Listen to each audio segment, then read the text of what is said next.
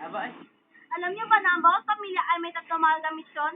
Ito yung pagbibigay ng edukasyon, paggabay sa paggawa ng mabuting pasya at paghubog ng pananampalataya. Sa kapagbibigay ng edukasyon ang kanilang mga magulang dahil sa kanilang trabaho at pagsisikap para mapaaral ang kanilang anak. At ang kinikita nila ay kanilang iniimpok para matustusan ang pangangailangan ng kanilang anak. Meron pa akong kilit ng pera galing sa trabaho ko. Alam kong maliit na ito pero malaking tulong na ito sa pag-aaral ng ating mga anak. Bilang malaking tulong na din ito sa ating anak. At meron na dito. Oh.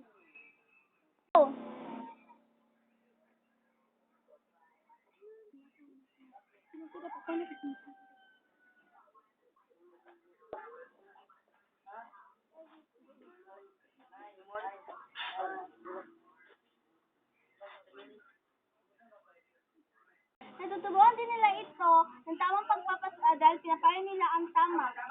Tuturuan din nila ito na mag-isip na mabuti para sa kanilang kabutihan. Okay.